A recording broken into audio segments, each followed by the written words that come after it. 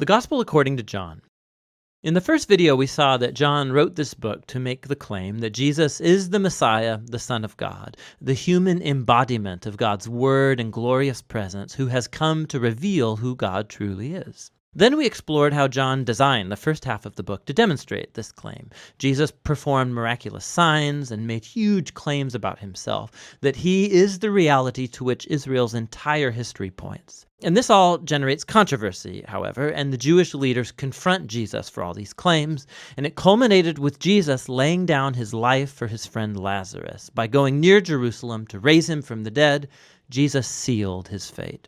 And so once the plot to murder Jesus is set in motion, we come into the book's second half. The first part focuses entirely on Jesus' final night and last words to the disciples, as he tries to prepare them for his coming death. Jesus performs this shocking act at dinner. He takes on the role of a common servant by kneeling down to wash their dirty feet, something that in their culture a superior rabbi would never do for his disciples. And Jesus says it's a symbol of his entire life purpose, to reveal the true nature of God as a being of self-giving love.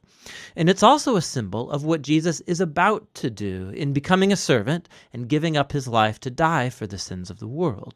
And so this act leads to his great command to his disciples that they are to follow him by loving one another as he has loved them.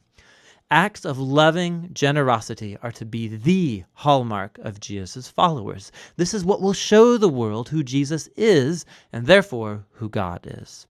Now from here, Jesus goes into a long, flowing speech that's concluded with a prayer, and you'll find the whole thing is unified by a few repeated themes.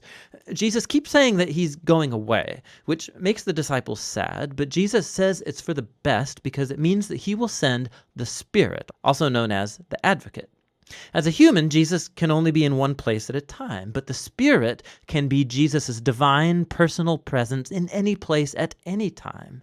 And the Spirit will do a number of things, Jesus says. So remember, for John, the unique deity of the one God consists of that loving, unified relationship between the Father and the Son. Jesus says the Spirit is that loving personal presence that will come to live in his people and draw them into the love between the Father and the Son. And so, Jesus says, his disciples are the ones who abide or remain in that divine love, the way that branches are connected to a vine. He's describing here how the personal love of God can permeate a person's life, healing, transforming, and making them new.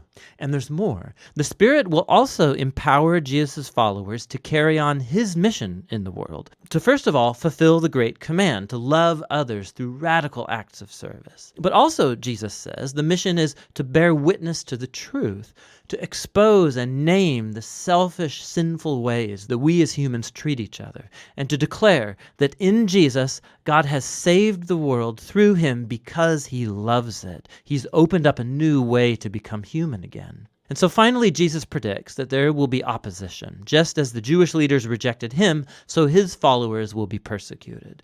But he tells them not to be afraid because he has already conquered or gained victory over the world. Now, what does Jesus mean by victory here? He doesn't say. But it leads us into the final section of the book where John shows us what victory looks like Jesus style. The Jewish leaders send soldiers to Jesus and his disciples to arrest him. And when the soldiers ask which one Jesus is, he declares, "I am," and they fall backward. Now this is brilliant on John's part. These words are the culmination of 2 sets of 7 instances where Jesus has used that very phrase. And it all highlights one of John's core claims about Jesus. The words "I am," or in Greek ego eimi, they're the Greek translation of the Hebrew personal covenant name of God that was revealed to Moses back in Exodus chapter 3. It was also repeated many times in Isaiah. And John has strategically placed 7 moments in his story where Jesus says, "I am," followed by some astounding claim. I am the bread of life. I am the light of the world, the gate for the sheep, the good shepherd, the resurrection, the way, the truth, and the life, the true vine. And John's also designed 7 other stories that have key moments where Jesus says simply, "I am," echoing this divine name. And so here, this occurrence as Jesus is arrested, it's the ironic climax of all of them, because Jesus reveals his divine name and power and victory precisely at the moment that he gives up his life.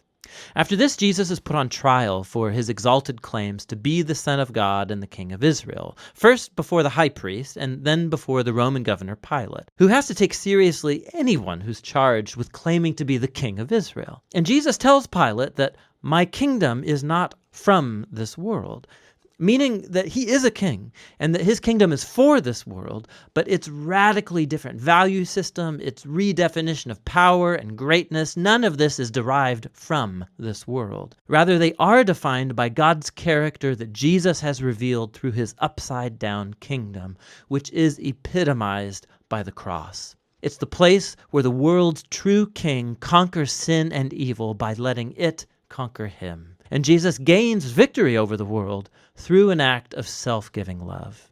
After this, Jesus' body is placed in a tomb that is then sealed.